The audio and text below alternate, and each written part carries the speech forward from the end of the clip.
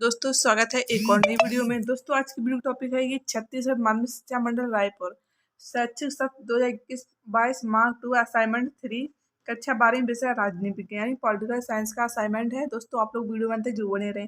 Channel पर पहली बार आए तो चैनल को सब्सक्राइब जरूर करिएगा। हम आप लोग सभी असाइनमेंट 3 का सोल्यूशन प्रोवाइड करवाएंगे। देखिए पहला क्वेश्चन, संयुक्त राष्ट्र संघ में भारत की भूमिका का परीक्षण कीजिए। उत्तर देखिए, भारत शुरुआत से संयुक्त राष्ट्र संघ की नीति और कार्यक्रमों में सक्रिय भागीदारी निभाता आ रहा है और उसका भरपूर समर्थन में करता है। पंडित जवाहरलाल नेहरू ने कहा है कि भारत संयुक्त राष्ट्र संघ की मन की भावना के और उनके शब्दों के प्रति पूर्ण सहयोग करने व निस्संदेह पालन करने हेतु प्रतिबद्ध है। आगे देखिए, संयुक्त राष्ट्र संघ में भारत की भूमिका। पहला पॉइंट है दोस्तों आपका, उपनिवेशवाद की संपत्ति। संयुक्त राष्ट्र संघ की स्थापना के समय एशिया और अफ्रीका देश उपनिवेशवाद का शिकार थे। भारत ने शुरुआत से ही उपनिवेशवाद का विरोध किया और ऐसे विश्व शांति के लिए खतरा मानता है अतः 1960 में उपनिवेशवाद के अंत की लहर दौड़ाई।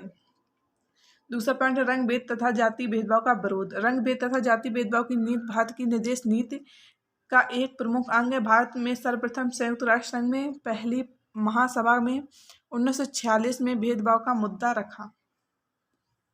आगे देखिए, निशस्त्रीकरण। संयुक्त राष्ट्र संघ व्यवस्था के अंतर्गत तथा उससे बाहर भारत निशस्त्रीकरण, विशेषकर परमाणु शस्त्रों के निशस्त्रीकरण का प्रबल समर्थक रहा। भारत न केवल विशेष अस्त्रों के बल्कि भारत पूरी तरह से निशस्त्रीकरण का पक्षधर है ताकि विश्व शांति बनी रहे। चौथा पॉइंट है, दुनिया के विकासशील देशों का हित और विकास। संयुक्त राष्ट्र में विश्व के विकासशील देशों का विकास संयुक्त राष्ट्र संघ के चार्टर की स्थापना के अनुसार इसका उद्देश्य सभी राष्ट्रों में के विकास व प्रगति में सहयोग प्रदान करना है। आगे देखिए, पांचवा पॉइंट दिया है, अंतर्राष्ट्रीय व्यापार के साधन के रूप में प्रयोग करना। भारत इस मुद्दे पर प्रगतिशील है कि विकासशील राष्ट्रों के 8 400 400। जी हाँ दोस्तों, याद कर लीजिए व्हाट्सएप नंबर। आप चाहें आपका मैथ का सवाल हो, फिजिक्स का हो, केमिस्ट्री का, बायोलॉजी का, आपके हर डाउट का क्वेश्चन मिलेगा। वीडियो सीधा सोल्यूशन आपको व्हाट्सएप नंबर पर अपने फ़ोन में डाउनलोड का 8 400 400 400 व्हाट्सएप नंबर सेव करना है। बस चार्ट ओपन कीजिए, जो भी आपका डाउट है उस सवाल की फ़ोटो खींचनी है और उसे क्रॉप करना है। 5 सेकंड के अंदर वीडियो सोल्यूशन मिल जाएगा।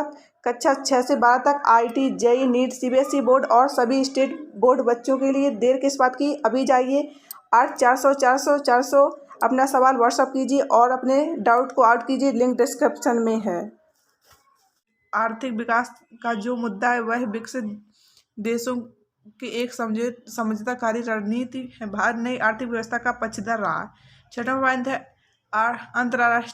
अंतर्राष्ट्रीय शांति और सुरक्षा। भारत शुरू से ही अंतर्राष्ट्रीय शांति और सुरक्षा का पक्षधर रहा है।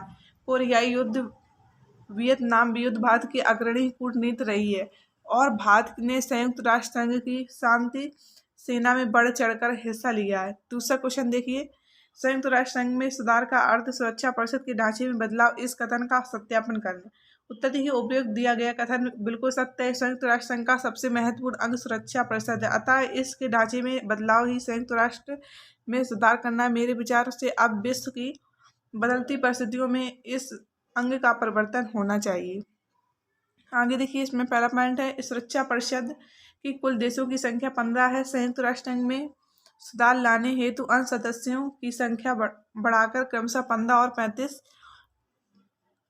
कर देनी चाहिए। इस प्रस्ताव को कुल 51 राष्ट्र मिलकर बहुमत से पारित करें, जिस पर विचार महासभा में भी होना चाहिए।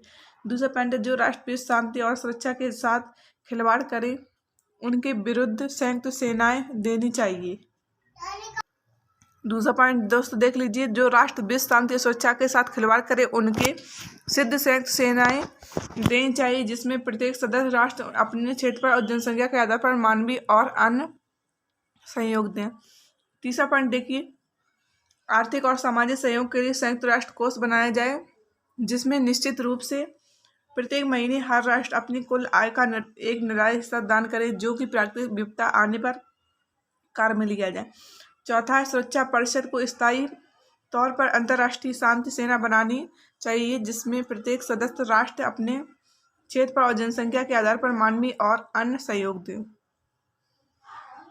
आगे देखिए, पांचवा, मानव अधिकारों की रक्षा। लोकतंत्र की स्थापना, उसका विस्तार और उसके गहरा बनाने के लिए लोकतंत्र राज्यों को आगे बढ़ाना आना चाहिए। 5वां, चिपको आंदोलन क्या है, विस्तार से वर्णन करें। तो दोस्तों आंसर देखिए इसका। चिपको आंदोलन एक पर्यावरण रक्षा का आंदोलन था और यह भारत के उत्तराखंड राज्य में किसानों ने वृक्षों की कटाई का विरोध करने के लिए किया था। राज्य के वन विभाग के ठेकेदार द्वारा वनों की कटाई का विरोध कर रहे थे और उन पर अपना परंपरागत हक जता रहे थे। चिपको आंदोलन का प्रभाव। चिपको आंदोलन की मुख्य उपलब्धि रही कि इसमें केंद्रीय राजनीति के एजेंडे में पर्यावरण को एक सघन मुद्दा बना दिया। बाद में 1980 का वन संरक्षण अधिनियम और यहाँ तक कि केंद्र सरकार ने पर्यावरण मंत्रालय का गठन भी चिपको आंदोलन की वजह से ही संभव हो पाया। तो दोस्तों आगे देखिए प्रश्न नंबर 4। पाठ्यपुस्तक के प्रश्न क्रमांक 120 में दिए गए कार्टून चित्र को ध्यान पूर्वक देखिए। क्या मानव पृथ्वी को बचाना चाहता है?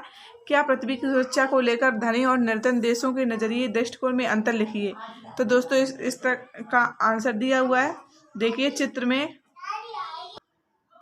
तो दोस्तों चौथा क्वेश्चन का उत्तर देखिए। चित्र में हमने देखा कि पर्यावरण को लेकर उत्तरी और दक्षिणी गोलार्ध के देशों के रवैये में अंतर है। उत्तर के विकसित देश पर्यावरण के मसले पर उसी रूप में चर्चा करना चाहते हैं जिस दिशा में पर्यावरण आज मौजूद है। इन देश का मानना है कि पर्यावरण के संरक्षण में हर देश की जिम्मेदार बराबर हो। दक्षिण के विकासशील देशों का तर्क है कि विश्व में पारिस्थितिकी को नुकसान अधिकांश विकसित देशों के औद्योगिक विकास से पहुंचा है। यदि विकसित देशों ने पर्यावरण को ज्यादा नुकसान पहुंचाया तो उन्हें इस नुकसान की भरपाई उठानी चाहिए। आगे देखिए, इसके अतिरिक्त विकासशील देश अभी औद्योगिकरण की प्रक्रिया से गुजर रहे हैं और जरूरी है कि उन पर भी प्रतिबंध न लगाए जाए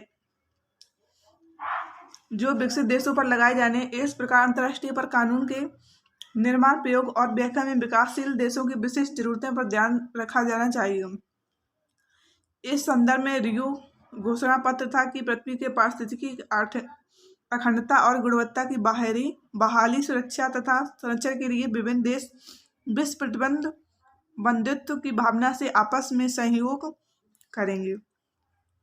आगे देखिए, अपनी क्षमता के अनुरूप पर्यावरण के अच्छे में अपनी हिस्सेदारी के आधार पर साझी परंतु अलग अलग जिम्मेदारी पर्यावरण की सुरक्षा के प्रयास करेंगे। यह बात भी मानी गई है कि विकासशील देशों का प्रति व्यक्ति उत्सर्जन अपेक्षाकृत कम है। इस कारण चीन, भारत और अन्य विकासशील देशों का क्योटो प्रोटोकॉल को वार्ताओं से अलग रखा गया है। क्योटो प्रोटोकॉल एक अंतर्राष्ट्रीय समझौता है। दोस्तों ये थे आप लोगों के 1 से 4 तक सभी क्वेश्चन आंसर। अगर आपको वीडियो पसंद आए, वीडियो को लाइक जो कर दिएगा, चैनल को सब्सक्राइब कर लें। अभी तक आप लोगों ने टेलीग्राम नहीं ज्वाइन किया, आप लोग ज्वाइन कर लीजिए। आप लोगों को डिस्क्रिप्शन में लिंक मिल जाएगी। तो मिलते हैं नेक्स्ट वीडियो के साथ।